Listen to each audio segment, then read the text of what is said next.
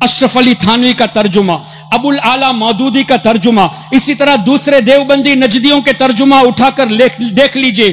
قرآن کریم کی آیت اللہ نے فرمایا لئن اشرکت لیحبطن عملک. ظاہری ترجمہ ان لوگوں نے کر دیا کہ اے نبی اگر آپ شرک کریں گے تو اللہ آپ کے اعمال برباد کر دے گا. لئن اشرکت لیحبطن عملک، اگر آپ شرک کریں گے تو آپ کے تمام اعمال برباد کیے جائیں گے.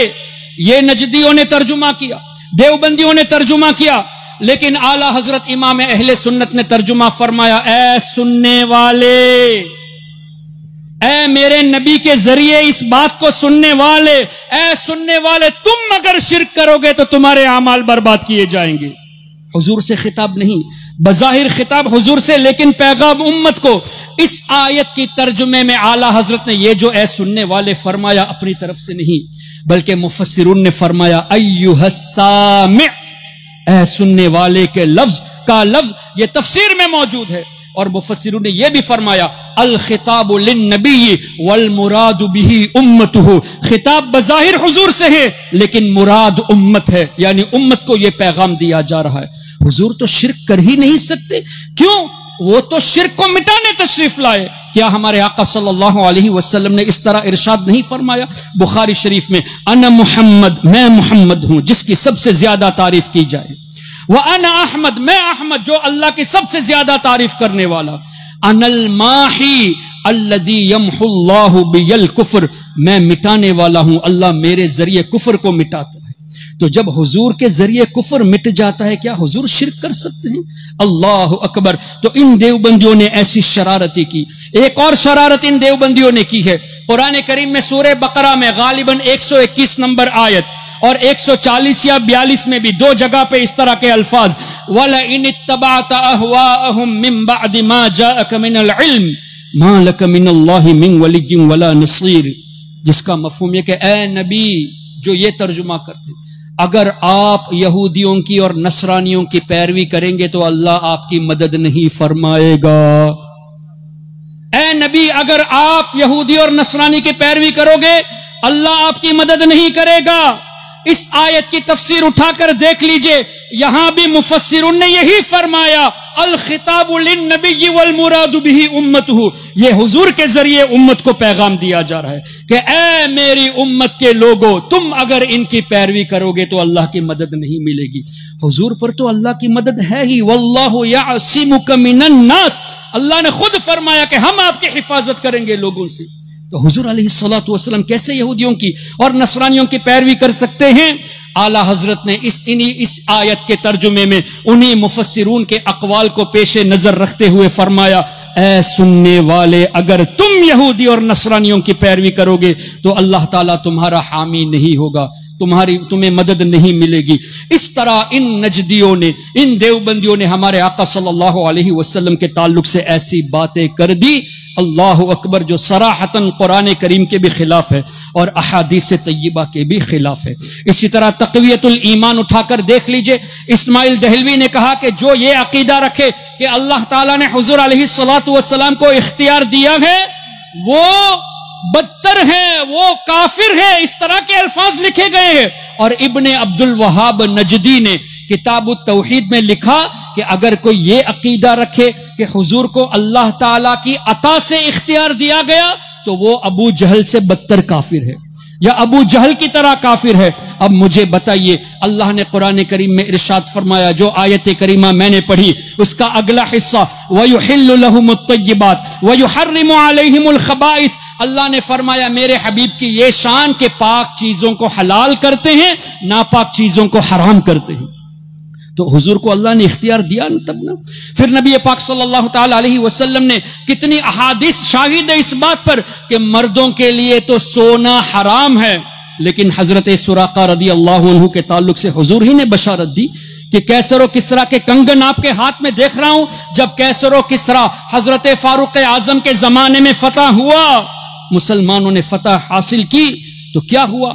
ایک تو یہ کہ فاروق اعظم کے دور میں جو واقعہ ہونے والا ہے ایڈوانس میں حضور علیہ الصلوۃ والسلام اس کی خبر دے رہے ہیں کہ اے سراقہ تمہارے ہاتھ میں کیسر و کسرا کے کنگن دیکھ رہا ہوں۔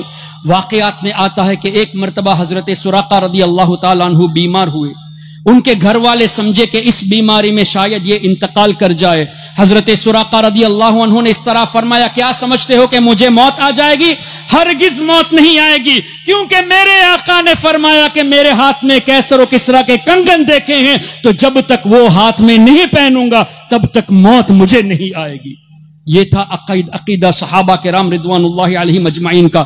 پھر فاروق اعظم کے دور میں یہ پریکٹیکلی بھی ثابت ہو گیا تھا۔ اسی طرح قرآن کریم میں اللہ تعالیٰ نے واضح ارشاد فرما دیا، کسی چیز کی گواہی میں 2 مرد یا 1 مرد اور 2 عورتیں، لیکن نبی پاک صلی اللہ علیہ وسلم نے کیا حضرت خزیمہ رضی اللہ تعالیٰ عنہ کی ایک گواہی 2 مردوں کے برابر نہیں فرما دی؟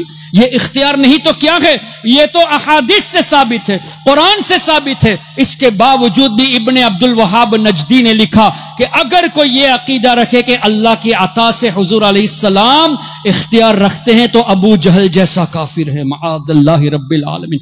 قرآن اور حدیث کا دعویٰ کرنے والے قرآن اور حدیث کے خلاف آپ کے نوجوانوں کے ذہنوں میں باتیں ڈال کر آپ کے نوجوانوں کے عقائد کو خراب کرتے ہیں، گمراہیت کی طرف لے جاتے ہیں اور رفتہ رفتہ کفر کی طرف لے جاتے ہیں۔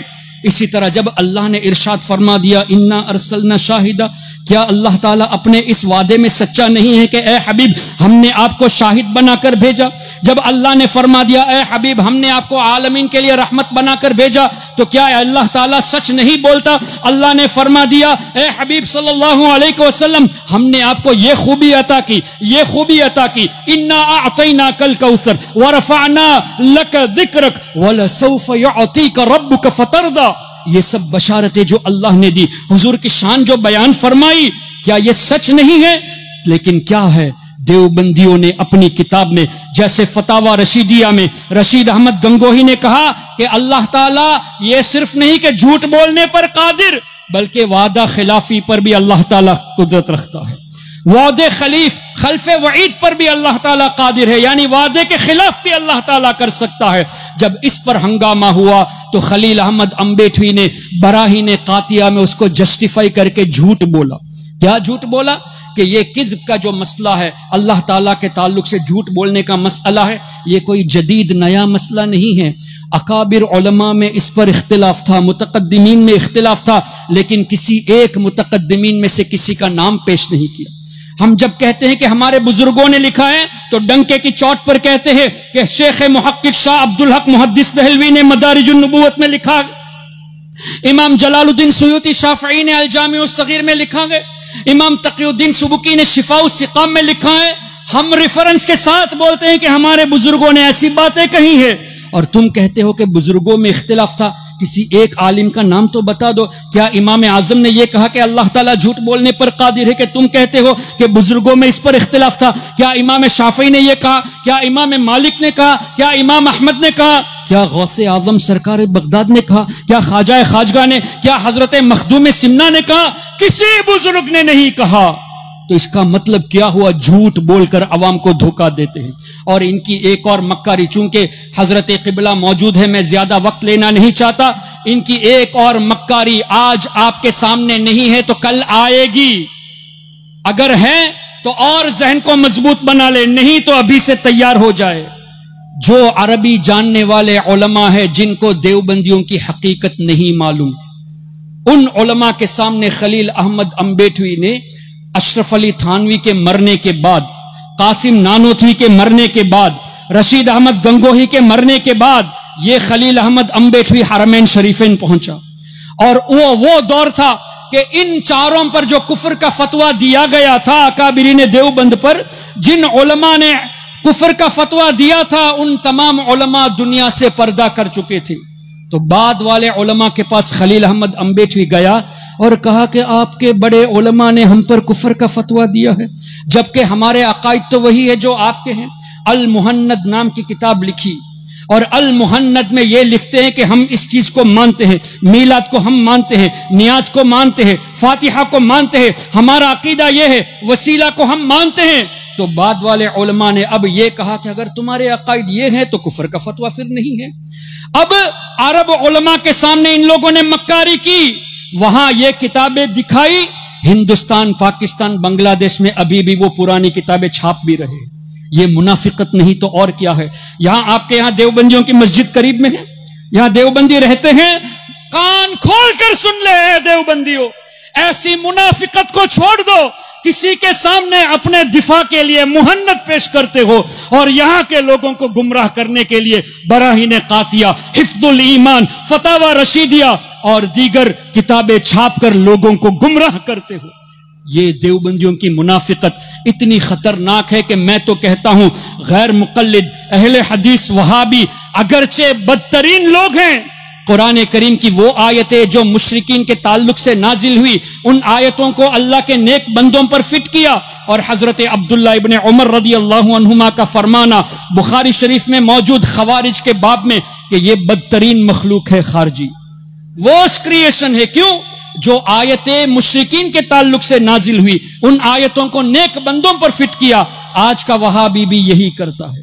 تو یہ بھی آج کے دور کے خارجی ہوئے اور بدترین مخلوق ہوئے، لیکن ان کی ایک عادت ہے، جو اکیلے میں کہتے ہیں وہی مجمع میں کہتے ہیں. لیکن دیوبندیوں کے اندر یہ منافقت ہے کہ وہ اپنی گیدرنگ میں تو کہہ دیں گے کہ یہ شرک ہے، یہ بدعت ہے، یہ غلط ہے، وہ غلط ہے. جب آپ میں سے کوئی ان سے سوال کرنے جائے گا، ہم نے کب یہ سب کہا ہے، ہم تو اتحاد چاہتے ہیں، دیکھو ہماری کتاب المہند موجود ہے، ہم نے تو اس میں وہی عقیدہ لکھا ہے جس کو آپ مانتے ہو. اور ان کتابوں کی عبارتوں کو جسٹیفائی کرتے ہیں، اور یہاں تک کیا کہ نئی ایڈیشن میں ایڈیٹنگ بھی کر دی ہے، الفاظ کو چینج بھی کر دیا ہے. اس کا مطلب کیا ہوا؟ تم مانتے ہو تمہارے بزرگوں نے غلطی کی تبھی تو چینج کر رہے ہو، ورنہ الفاظ میں تبدیلی کی ضرورت کیا تھی؟ تو یہ ان کی منافقت ہے. اپنی اولاد کو ان منافق صفت لوگوں سے بچائیے اور آج سے عقائد اہل سنت اپنے بچوں کو سکھائیے. یہ مت سوچنا کہ ابھی ہمارے بچے چھوٹے ہیں، جب بڑے ہو جائیں گے تو سیکھ جائیں گے. نہیں، حضور علیہ الصلوۃ والسلام نے ارشاد فرمایا ادبوا اولادکم، اپنی اولاد کو تعلیم دو، سکھاؤ. کیا؟ 3 خصلتیں. اس میں پہلی بات جو فرمائی حب نبیکم، اپنے نبی کی محبت اولاد کو سکھاؤ.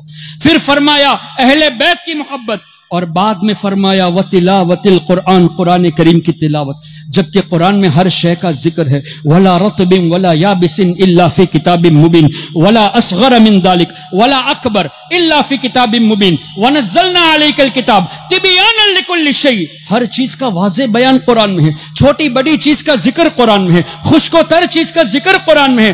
اس کے بعد بھی حضور فرماتے کہ پہلے نبی کی محبت سکھاؤ، پھر اہل بیت کی محبت کا تذکرہ، اس کے بعد تلاوت قرآن. کیا پتا چلا حضور کی محبت میں، اہل بیت کی محبت میں، صحابہ کی محبت میں قرآن پڑھو گے تو ہدایت پر رہو گے، اور حضور کے بغض میں، اہل بیت و صحابہ کے بغض میں قرآن پڑھو گے تو ہدایت ملنے والی نہیں. یہ بھی قرآن کا ہی فیصلہ ہے نا، یضل بہ کثیرا ویہدی بہ کثیرا. کتنے لوگ قرآن پڑھ کر گمراہ ہوتے ہیں، جبکہ قرآن پڑھ کر گمراہ ہونے کا سوال نہیں، چونکہ حب رسول نہیں ہے، بغض رسول کے ساتھ پڑھتے ہیں. اور حضور کی شان، جو بے عیب نبی ہیں، ان کے بے عیب نبی کی شان میں عیب تلاش کرنے لگے ہیں. کیا کسی یہودی کو دیکھا کہ تورات کا تذکرہ کرتے ہوئے یہ کہا ہو کہ ہمارے موسیٰ علیہ السلام کی خامی ہم تورات میں ڈھونڈ رہے ہیں؟ کیا کبھی کسی نصرانی کو دیکھا ہے کہ انجیل کے تعلق سے یہ کہے کہ عیسیٰ علیہ السلام کی خامیاں ہم انجیل میں دیکھ رہے ہیں؟ لیکن آج کا کلمہ پڑھنے والا قرآن کھولتا ہے تو یہ دیکھتا ہے کہ کہاں حضور کی بے ادبی کی گئی، کہاں حضور کو اللہ نے ڈانٹا معاذ اللہ، جبکہ اللہ نے کہیں بھی ڈانٹا نہیں ہے. آیتوں کو مسکوٹ کرتے، یہ کھول کے دیکھتے ہیں کہ کہا اللہ نے یہ فرمایا کہ حضور کو یہ خبر نہیں، وہ خبر نہیں. اللہ اکبر! کیا یہ کلمہ پڑھنے والے کی شان ہو سکتی ہے؟ نبی کا کلمہ پڑھ کر بے عیب نبی کی شان میں بے ادبی کے الفاظ استعمال کرنا اور عیب ڈھونڈنا. اللہ اکبر! نبی پاک صلی اللہ علیہ وسلم کی شان تو ایسی کہ عیب تو دور، اللہ نے جو اوصاف عطا فرمائے وہ ختم ہونے کے عیب سے بھی پاک ہے.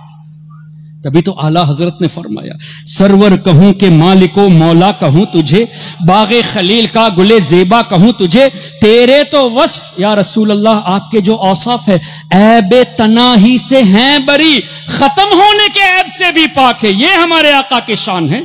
کیوں؟ وَرَفَعْنَا لَكَ ذِكْرَكَ وَلَلْآخِرَةُ خَيْرٌ لَكَ مِنَ الْأُولَى. ہر آنے والی گھڑی پچھلی گھڑی سے بہتر. تو اب حضور کا درجہ اور بلند ہو گیا، اب اور بلند ہو گیا. ہر گھڑی بلند ہوتا رہتا ہے تو عیب ختم ہونے کے عیب سے پاک ہوئے تو اعلی حضرت نتیجے میں فرماتے ہیں تیرے تو وصف عیب تناہی سے ہیں بری، حیران ہوں میرے شاہ میں کیا کیا کہوں تجھے، لیکن رضا نے ختم سخن اس پہ کر دیا، خالق کا بندہ خلق کا آقا کہوں تجھے۔ اس کو اور آسان لفظوں میں اعلی حضرت کے بڑے صاحبزادے حجت الاسلام مولانا حامد رضا خان رحمت اللہ علیہ نے یوں فرمایا، محمد مصطفیٰ نور خدا نام خدا تم ہو، شہ خیر الورا شان خدا صلی علی تم ہو، حبیب کبریا تم ہو، امام الانبیاء تم ہو، محمد مصطفیٰ تم ہو، محمد مجتبی تم ہو، غریبوں درد مندوں کی دوا تم ہو، دعا تم ہو، فقیروں بے نواؤں کی صدا تم ہو، ندا تم ہو،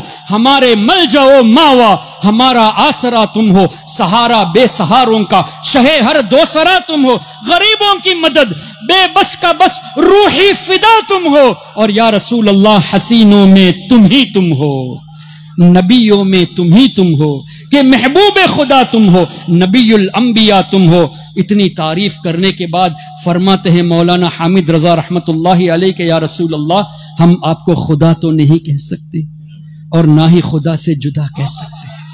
فرماتے ہیں خدا کہتے نہیں بنتی، جدا کہتے نہیں بنتی، تو کیا کہا جائے؟ خدا کہتے نہیں بنتی، جدا کہتے نہیں بنتی، ارے خدا پر اس کو چھوڑا ہے، وہی جانے کہ کیا تم ہو۔ اللہ کے سوا آپ کو کوئی جان ہی نہیں سکتا یا رسول اللہ صلی اللہ علیہ وسلم۔